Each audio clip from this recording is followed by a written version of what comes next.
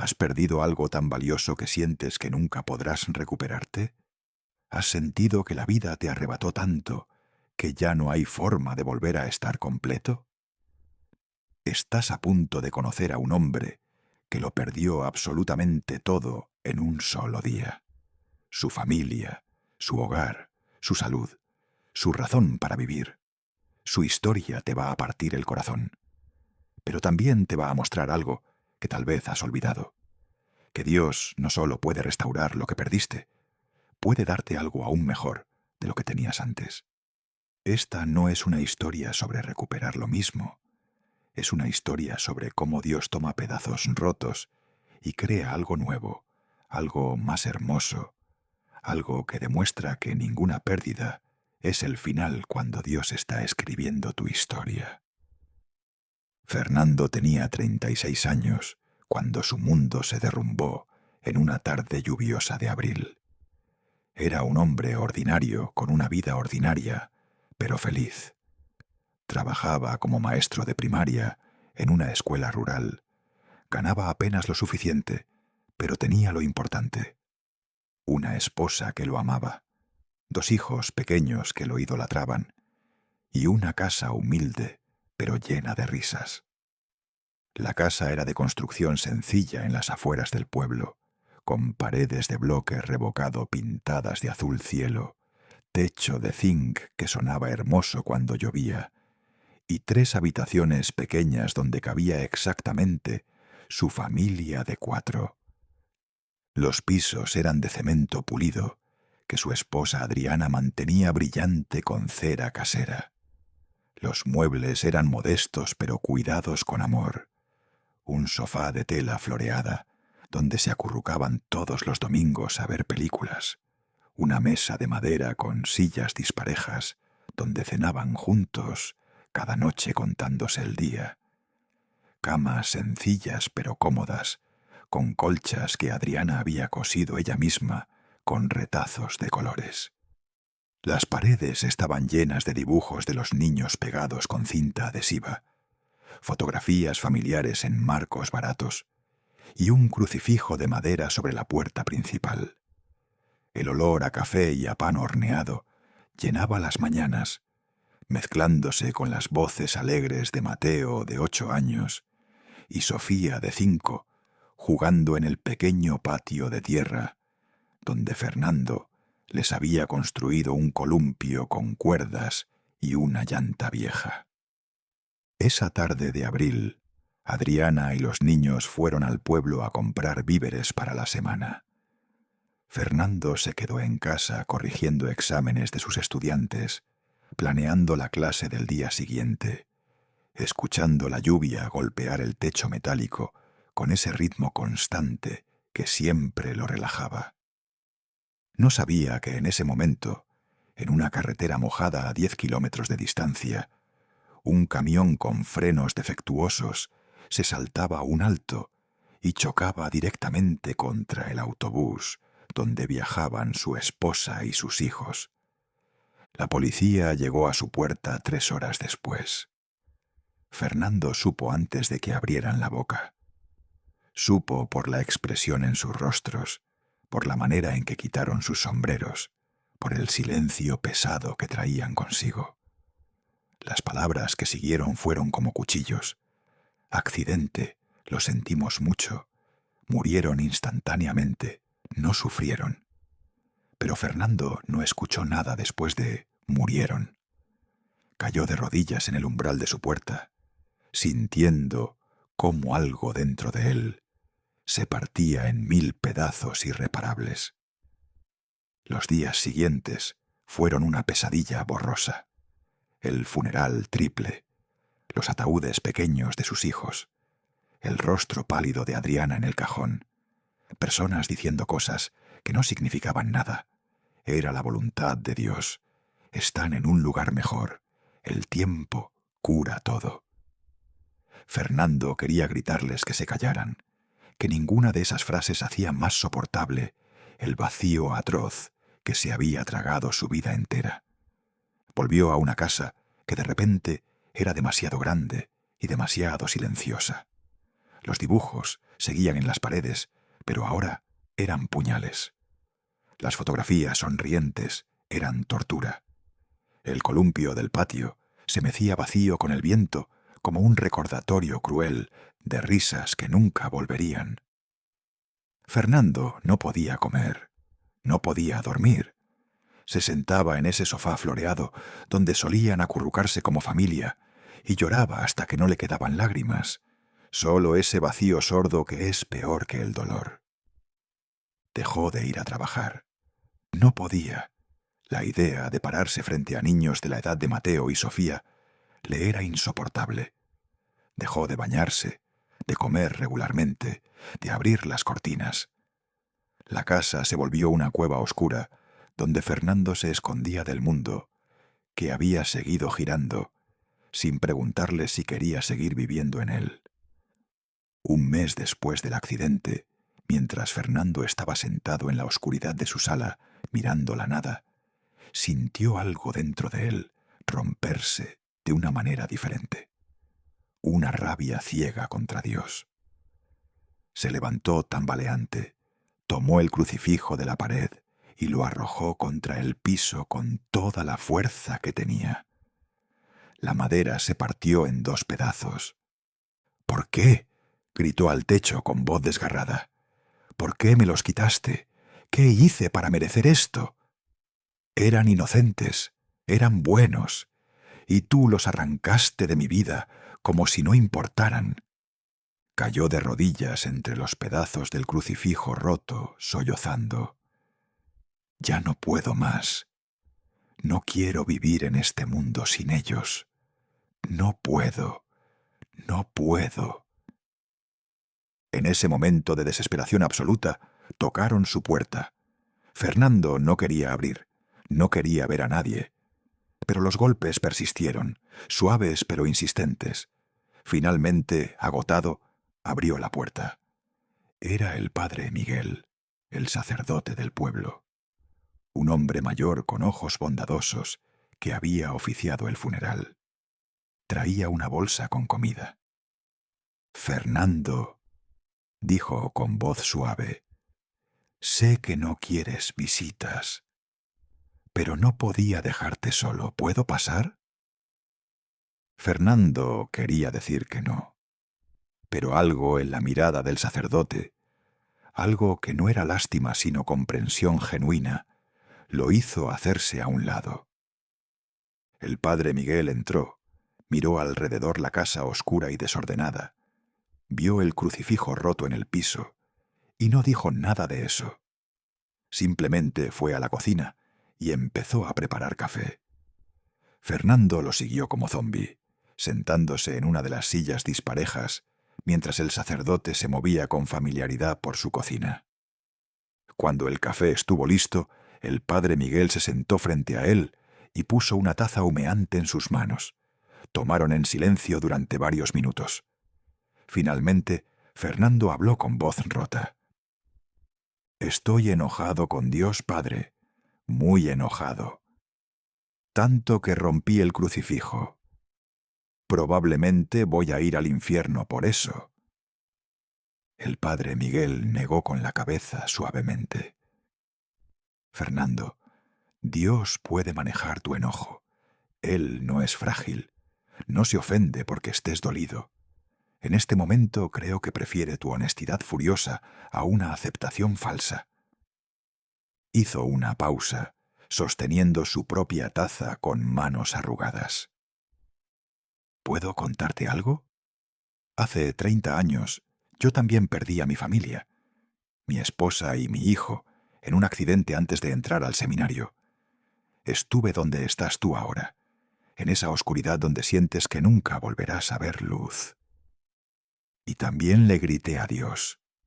También rompí cosas. También quise dejar de existir». Fernando lo miró con ojos hinchados de llorar. «¿Y cómo sobrevivió?». El padre Miguel sonrió con tristeza. «No lo hice solo, y no pasó de la noche a la mañana. Pero lentamente, muy lentamente, Aprendí que Dios no me había quitado a mi familia para castigarme. Vivimos en un mundo roto donde pasan cosas terribles. Pero Dios estuvo ahí en mi dolor. Y cuando finalmente pude escucharlo a través del ruido de mi sufrimiento, me mostró que aunque había perdido lo que tenía, Él podía darme un propósito nuevo. No para reemplazar a mi familia. Nada ni nadie los reemplaza. Pero para darle significado a mi vida otra vez. Fernando negó con la cabeza, las lágrimas rodando otra vez. No quiero un propósito nuevo. Quiero a mi familia de vuelta. Lo sé, respondió el padre Miguel con compasión. Y está bien querer eso, está bien llorar, está bien estar enojado. Pero cuando estés listo, cuando esa rabia se convierta en espacio vacío, te prometo que Dios puede llenar ese espacio. No con lo mismo, pero con algo que honre lo que perdiste y te dé razón para seguir respirando. El padre Miguel comenzó a visitarlo cada día. No predicaba, no citaba versículos, simplemente estaba ahí. Limpiaba la casa con Fernando, cocinaba comidas simples. Se sentaba en silencio cuando Fernando no podía hablar. Oraba en voz baja cuando Fernando no tenía palabras. Y lentamente, tan lentamente, que Fernando apenas lo notó, la oscuridad empezó a tener grietas pequeñas donde entraba luz. 3 meses después del accidente, el padre Miguel le hizo una propuesta. Fernando, hay un orfanato a 2 pueblos de aquí. Necesitan desesperadamente maestros voluntarios. Los niños allí han perdido a sus familias también. Necesitan a alguien que entienda el dolor. ¿Considerarías ir solo un día a conocerlos? Fernando quería decir que no. La idea de ver niños lo llenaba de pánico y dolor. Pero algo, tal vez la voz suave de Adriana en su memoria, diciéndole que siguiera viviendo, lo hizo asentir. Fue al orfanato un sábado por la mañana. El edificio era viejo, de paredes de ladrillo sin pintar, con ventanas rotas tapadas con cartón y pisos de cemento agrietado. Había 23 niños de diferentes edades, todos con historias de pérdida, padres muertos, abandonados, huérfanos de violencia o enfermedad. La directora, una mujer mayor llamada Hermana Teresa, lo recibió con gratitud desesperada. No tenemos suficiente personal. Los niños necesitan educación, pero sobre todo necesitan amor. Necesitan saber que importan. Fernando pasó ese día leyéndoles cuentos a los niños más pequeños, y mientras leía, algo extraño sucedió. Por primera vez en meses, sintió algo más que dolor. Sintió propósito. Estos niños habían perdido lo que él había perdido. Entendían. Y él podía entender su dolor de una manera que otros no podían. Empezó a ir todos los días. Al principio solo unas horas. Luego todo el día. Enseñaba matemáticas, lectura, ciencias. Pero sobre todo, los escuchaba. Los abrazaba cuando lloraban por sus padres. Les contaba sobre Mateo y Sofía. Y encontró que hablar de ellos, mantenerlos vivos en sus historias, sanaba algo dentro de él. 1 año después del accidente, Fernando había vendido su casa. No podía seguir viviendo ahí rodeado de fantasmas. Se mudó a un cuarto pequeño en el orfanato. Trabajaba a tiempo completo sin salario, viviendo de las donaciones que llegaban. Y descubrió algo asombroso. En medio de cuidar niños rotos, su propio corazón roto empezaba a sanar. Conoció a una maestra voluntaria, llamada Elena, que también había perdido a su esposo en un accidente años atrás. Conectaron a través de su dolor compartido, entendiendo el idioma del duelo que otros no hablaban. 2 años después, se casaron en una ceremonia simple en la capilla del orfanato, rodeados de 23 niños que habían llegado a sentirse como familia. Fernando y Elena adoptaron a 3 de los niños del orfanato, 2 hermanos de 7 y 9 años, cuya madre había muerto de cáncer, y una niña de 6 años que había sido abandonada de bebé. No eran Mateo y Sofía, nunca lo serían. Pero eran hijos que necesitaban padre, y Fernando necesitaba ser padre otra vez. La casa nueva que compraron con ayuda de la iglesia era modesta, similar a la que había perdido. Paredes de bloque, pisos de cemento, muebles sencillos. Pero las paredes pronto se llenaron de dibujos nuevos. La mesa se llenó de risas nuevas. El patio tuvo un columpio nuevo, donde niños nuevos jugaban. Y Fernando, sentado en el porche una tarde viendo a sus hijos adoptivos jugar, sintió algo que no había creído posible: gratitud mezclada con dolor. Todavía extrañaba a Adriana, a Mateo, a Sofía cada día. Todavía había momentos donde el dolor era tan intenso que apenas podía respirar. Pero también había alegría otra vez, propósito, amor, vida. Dios no le había devuelto lo que perdió. Le había dado algo diferente, no mejor ni peor, solo diferente. Y en ese algo diferente, Fernando encontró que podía seguir viviendo, que podía honrar a quienes había perdido amando a quienes ahora tenía. 10 años después del accidente, Fernando dirigía el orfanato completo. Habían expandido el edificio, añadido aulas nuevas, incrementado la capacidad a 50 niños. Elena dirigía el programa educativo. Sus 3 hijos adoptivos habían crecido siendo hermanos mayores para docenas de niños que llegaban rotos y se iban sanados. Un día, un hombre joven tocó su puerta. Tenía 22 años, estudiaba medicina y traía flores. «Don Fernando», dijo con voz emocionada, «yo fui uno de sus primeros estudiantes aquí hace 10 años. Llegué roto, sin esperanza. Y usted me mostró que la vida podía seguir después de perderlo todo. Vine a agradecerle y a decirle que acabo de ser aceptado en un programa de medicina para trabajar en comunidades rurales. Voy a ayudar a niños como yo. Por usted». Fernando abrazó al joven llorando, porque entendió en ese momento la verdad completa de lo que Dios había hecho. Había tomado la peor tragedia de su vida y la había convertido en fuente de vida para otros. Había tomado su corazón destrozado y lo había usado para sanar corazones destrozados. Había restaurado, no devolviéndole lo mismo, sino dándole algo que multiplicaba el amor que había perdido. Esa noche, Fernando se arrodilló junto a su cama como hacía cada noche, pero su oración fue diferente. «Dios, gracias por no darme lo que pedí. Pedí que me devolvieras a mi familia. Y no pudiste porque ellos están contigo. Pero me diste una familia nueva. Me diste propósito. Me diste la capacidad de convertir mi dolor en sanación para otros. Todavía duele. Siempre dolerá. Pero ahora entiendo que tú no me quitaste nada. La vida me quitó. Los accidentes pasan. El mundo está roto. Pero tú tomaste lo que me quitaron y lo restauraste de una manera que yo nunca imaginé. No me diste lo mismo. Me diste algo que honra lo que perdí y da esperanza a otros que pierden». Se limpió las lágrimas. Adriana estaría orgullosa.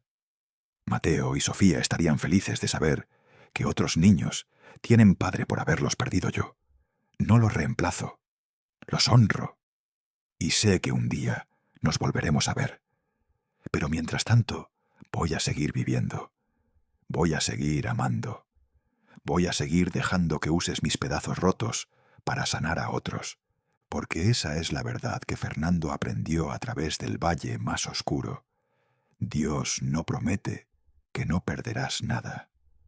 Promete que cuando pierdas, Él puede restaurar, no siempre de la misma forma, a veces de formas que no esperabas, que no pediste, que al principio no quieres. Pero si le das tiempo, si le das espacio, si dejas que trabaje en tu dolor en lugar de endurecerte contra él, descubrirás que puede tomar las cenizas de lo que perdiste y crear algo hermoso, algo que honra lo que fue y da esperanza de lo que puede ser.